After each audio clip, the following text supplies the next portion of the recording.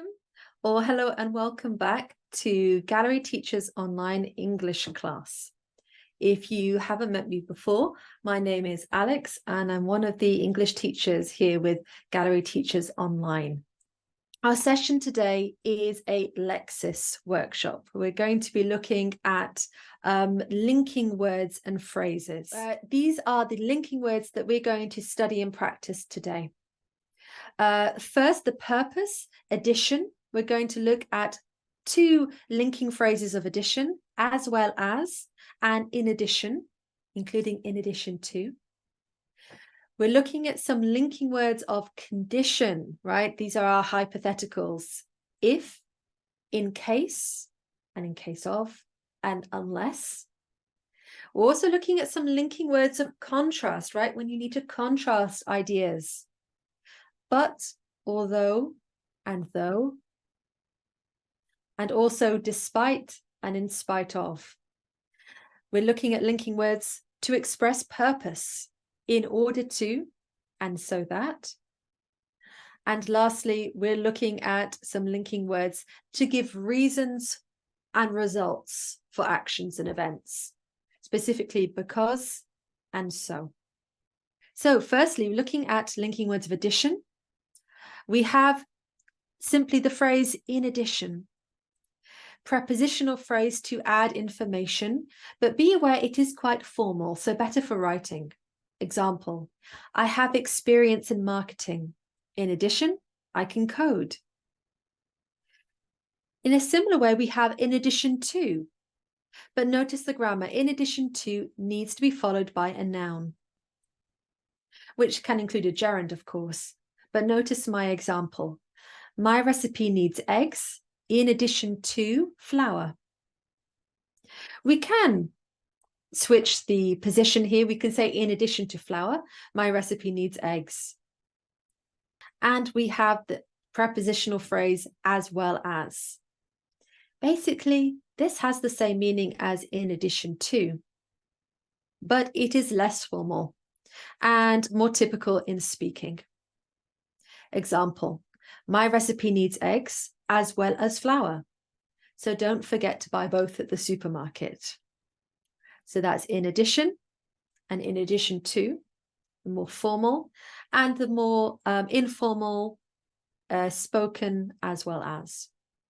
Next, condition. So this is if, in case, and unless. Now, sometimes this does cause students some confusion. Perhaps let's start with the most basic if. If, as you'll remember from school when you studied English conditionals, it introduces a conditional clause. Example, if you pay for this meal, I'll pay for the next meal. If you pay for this meal, conditional clause, I'll pay for the next meal, the results clause. Thank you very much. Now, in case also expresses a condition, but it's quite specific. In case means to take a particular action, especially a precaution, because it is possible something else will happen. Often we take this action to avoid a negative situation. Okay, let's look at some examples. I'll take my umbrella with me in case it rains later. Okay, so what situation do we want to avoid? Getting wet from the rain, right? Because we don't have an umbrella. So we take an umbrella. I'll take an umbrella in case it rains later. Here's another one. We should buy some euros in case we need them on holiday, right? So we're avoiding the situation of not having enough cash. So we take an action.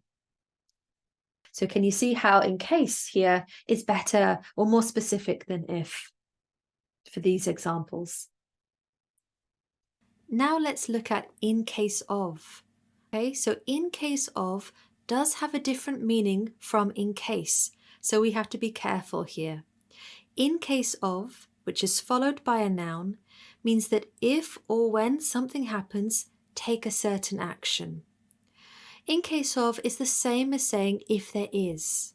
For example, in case of an emergency, press the alarm button and call for assistance. Now that has the same meaning as if there is an emergency. So you'll quite often see in case of on information safety posters and emergency signs. Then we also have unless. So unless is a subordinating conjunction, that is, it introduces a subordinate clause, and it means except if. Example, we'll go to the beach on Sunday unless the weather is bad. Unless the weather is bad. So that means this action will happen, go to the beach on Sunday. This is the plan, but on condition that we don't have bad weather. Okay, if the weather is bad, we won't go to the beach on Sunday. So that's why we use unless, like an except is. So we'll go to the beach on Sunday, this is the plan, unless the weather is bad, then we won't. So there are some of our linking words of condition: if, in case of, and unless. Now we're moving on to our contrasting linking words and phrases. So we're starting with perhaps the most simple, but the coordinating conjunction. So this contrasts two ideas or situations, right? But connects two equal parts of a sentence, okay? Two independent clauses. And please note, while we can use the word but to start a sentence when we're speaking, especially speaking naturally, informally, it's best not to start a sentence with this conjunction when we're writing. Here's an example, right? See how it joins these two independent clauses together. I can sing, but I can't dance. So you're probably pretty familiar with that one. So let's move to although, which does tend to cause some problems for students. So notice it's a different type of conjunction, okay? It's not a coordinating conjunction like but. Although and though are subordinating conjunctions. Yes, they are used for contrast, and they introduce a subordinate clause. This subordinate clause can appear at the beginning of the first clause or the second clause of the sentence. And though is simply a more informal version of although and frequently used in speaking. Let's look at some examples. See how in my first example, we're starting with although in the first clause. And in the second example, it introduces the second clause. Okay, so, but both of them are the subordinate clauses. So, although I don't like old films, I enjoyed Casablanca. Or, I enjoyed Casablanca, though, or although, I don't like old films generally. Notice the slight punctuation difference. If we start the sentence with although, then at the end of that subordinate clause, we typically place a comma. Okay, as you can see in this example. But if the first clause of the sentence is the main clause, and although is in the second clause, then we don't need to start with a comma. Okay, a bit like with if and conditional clauses. Now, these also express contrast, but sometimes students struggle with despite and in spite of. So let's look at them together. In spite of needs to be followed by a noun or gerund form of the verb. Okay, so they show some kind of contrast of expectations and ideas, but need to be followed by a noun or a gerund. For example, in spite of, I feel so sorry for him. He failed the test in spite of revising. So in this case, I use the gerund form. So here, it's basically, what do we mean here? That he prepared for the test, he revised, but we often say, even so, he failed the test, or despite our expectations. And exactly the same idea with despite, which is a more formal version, more typical of writing. And again, needs to be followed by a noun or the gerund form. For example, we enjoyed our holiday despite the terrible weather. So just like even though here, yes, which we looked at in a previous English class. We enjoyed our holiday despite the terrible weather. So here we've got a noun phrase, the terrible weather. Now, important warning, despite and in spite of with that clauses. We cannot use despite or in spite of followed by that clause. Okay? Instead, we need to extend the phrase. We need to say or write despite of the fact or in spite of the fact before a that clause. Example. So we couldn't say despite Matthew had revised, he failed the test.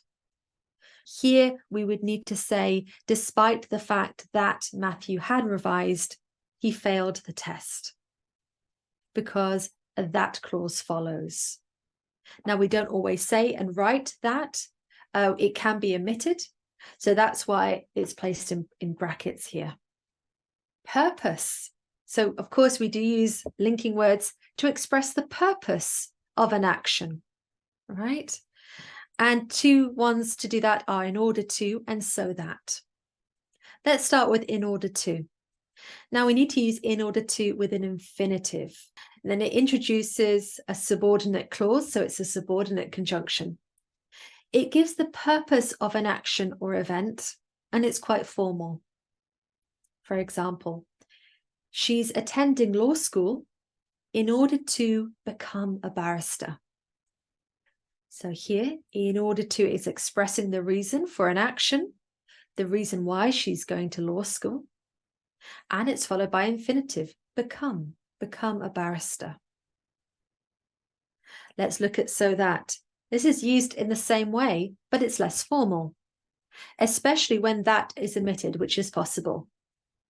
And it's often used with modal verbs. So notice how this sentence changes if we use so or so that instead of in order to. She's attending law school so she can become a lawyer, or she's attending law school so that she can become a lawyer. So notice the use of the modal can, and we have the more informal so and so that. So because is a subordinate conjunction, right? Introduces a subordinate clause and gives the reason for an action or event. You're probably pretty familiar with it already at your level, everyone. But also notice it can be placed at the start of the sentence for extra emphasis on the reason. Okay? And it does quite often give the effect of becoming a little bit more formal. Notice if we start the sentence with because, then at the end of the clause, we need to place a comma. So here are the examples. I can't go to the cinema tonight because I need to study. Or because she was very late to the interview, she didn't get the job.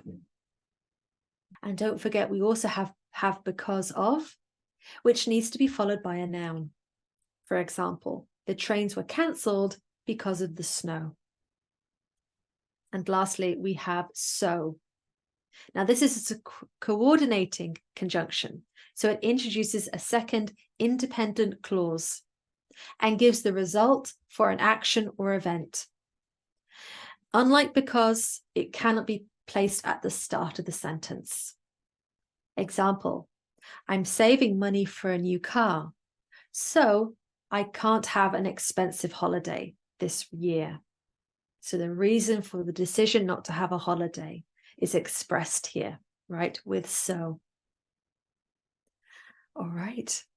Well done, everyone. A lot of information there.